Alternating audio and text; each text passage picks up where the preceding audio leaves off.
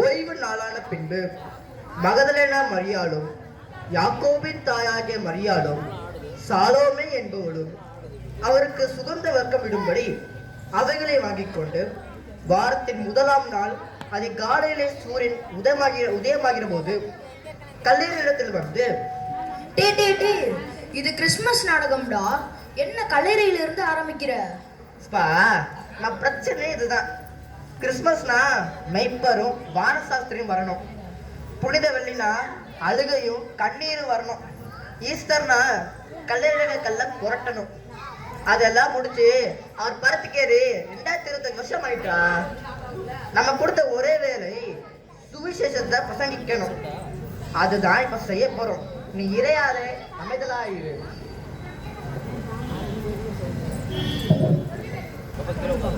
சுகந்த வர்க்கம் எல்லாம் வாங்கிட்டோம். சரி, கல்லறை வாசல்ல இருக்க கல்ல நமக்காக எவன் புரட்டி தள்ளுவான்? ஆமால, அதை யோசிக்காம விட்டுட்டோமே. கல்லறையை பாதுகாக்கிற ரோமர்களிடமே கேட்டு பார்ப்போமே. நம்ம போதகரை கொண்ட பாவிங்க கிட்டேவா உதவி கேட்கறது? என்னாச்சு உனக்கு? ஐயோ ஆவி, பயப்படாதிருங்கள். சிலுவையில் அறையப்பட்ட நஸ்ரேயனாகிய இயேசுவை தேடுகிறீர்கள். அவர் உயிர் தெழுந்து. பயப்படாதிருங்கள். சிலுவையில் அறையப்பட்ட நஸ்ரேயனாகிய இயேசுவை தேடுகிறீர்கள். அவர் உயிர் தெழுந்தார். அவர் இங்கு இல்லை. இதோ அவரை வைத்த இடம். நீங்கள் அவருடைய சீஷர்களிடத்திற்கும் பேதுருவின் இடத்திற்கும் போய், அவர் உங்களுக்கு முன்பாக கலிலேயாவுக்கு போகிறார்.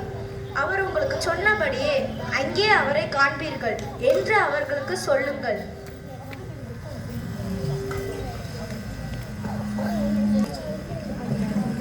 நடுக்கமும் திகிலும் அவர்களை பிடித்தபடியால் அவர்கள் சீக்கிரம் வெளியே வந்து கல்லறையை விட்டு ஓடினார்கள். அவர்கள் பயந்திருந்தபடியால் ஒருவருக்கும் ஒன்றும் சொல்லாமற் போனார்கள். வாரத்தின் முதலாம் நாள் அதிகாலையில் இயேசு எழுந்திருந்த பின்பு மகதலேனா மரியாளுக்கு முதல் தரிசனமானார். அவள் புறப்பட்டு அவரோடு கூட இருந்தவர்கள் துக்கப்பட்டு அழுது கொண்டிருக்கையில் அவர்களிடத்தில் போய் அந்த செய்தியை அறிவித்தால், அவர் உயிரோடு இருக்கிறார் என்றும் அவளுக்கு காணப்பட்டார் என்றும் அவர்கள் கேட்ட பொழுது நம்பவில்லை.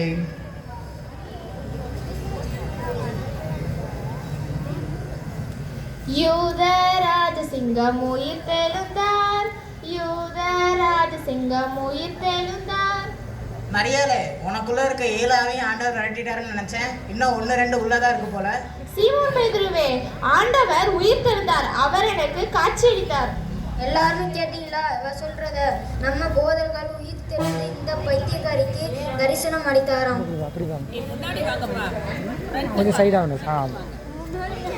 மரியாதை, ஏற்கனவே நம்ம போதகர் இறந்த விரக்தியிலும் நம்ம உயிர் போயிருமேன்ற பயத்திலும் இருக்கும்போது நீ வேற ஏன்? உண்மையை தான் சொல்றேன். ஆண்டவர் உயிர் தெழுந்தார். அவர் எனக்கு காட்சி அளித்து தரிசனம் பண்ணார்.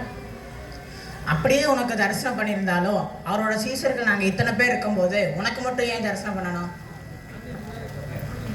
எனக்கு நல்லா தெரிஞ்சிருச்சு. நம்மளையும் ரோமர்கள் கையால சாகடிக்கிறதா இவன் இப்படிலாம் பேசிக்கிட்டு இருக்கா. நான் சாக தயாரா இல்ல, நான் கிளம்புறேன்ப்பா. ஏப்பா இப்போ நான்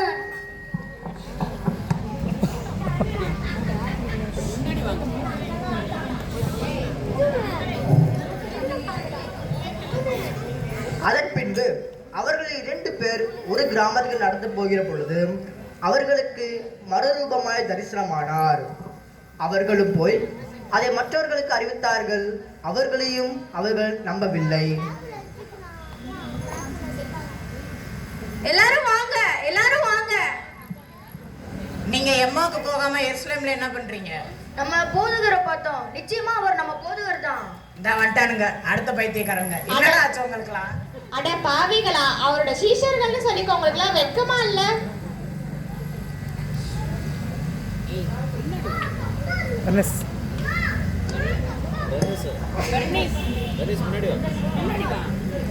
உள்ள உள்ள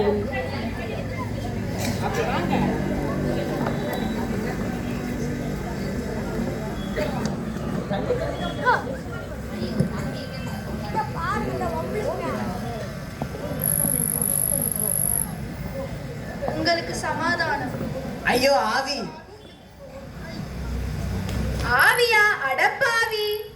ஆண்டவரே.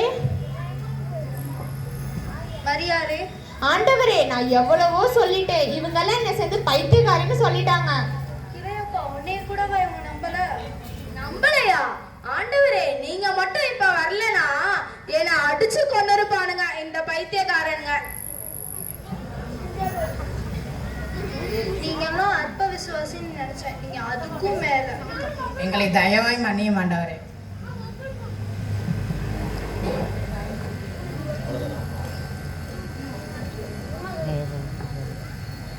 சரி, இங்க இருக்கே எல்லாரும் நம்பிட்டோம். தோமான்றவன் வெளியே போயிருக்கானே, அவனை எப்படி நம்ப வைக்கிறது?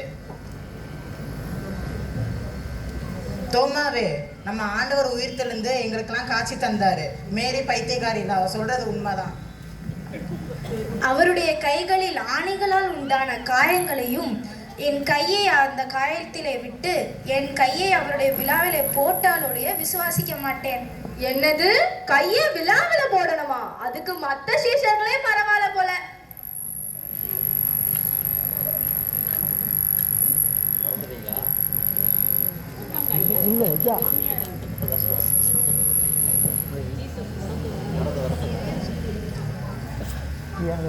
என் ஆண்டவரே, என் தேவனே. தோமாவே, நீ கண்டதினால் விசுவாசித்தாய், காணாதிருந்தும் விசுவாசிக்கிறவர்களே பாக்கியவான்கள்.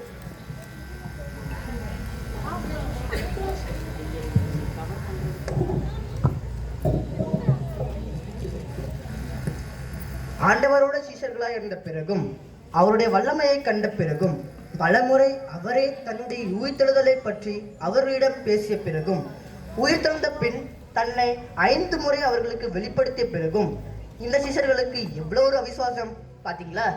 கண்டாதான் விசுவாசம், கேட்டாதான் விசுவாசம், தொட்டாதான் விசுவாசம். அதே போல அவருடைய பிள்ளைகள் சொல்லுகிற நம்முடைய விசுவாசமும் ஆட்டம், பாட்டம், கொண்டாட்டம், புத்தாண்டு விருந்தினை முடிச்சிடக்கூடாது. நம்ம இயேசுப்பாவோட பிறந்த நாள் ஒவ்வொரு நாளும் கொண்டாட வேண்டியது இல்லை. ஒவ்வொரு நாளும் கொண்டாடி அவரை மகிமைப்படுத்த வேண்டும். அவர் இந்த ஆலயத்தோட மீட்பர் அல்ல, அகில உலகத்துக்கே மீட்பர். இந்த வருடத்துல எஞ்சிருக்க நாட்களில் ஒருத்தருக்காவது அவரோட நற்செய்தியை அறிவிப்போம். மனம் திரும்புகிற ஒரே பாவி நிமித்தம் பரத்தில் ஏற்படுகிற மிகுதியான சந்தோஷத்துக்கு நீங்களும் நாங்களும் காணப்படுவோம். ஆமேன்.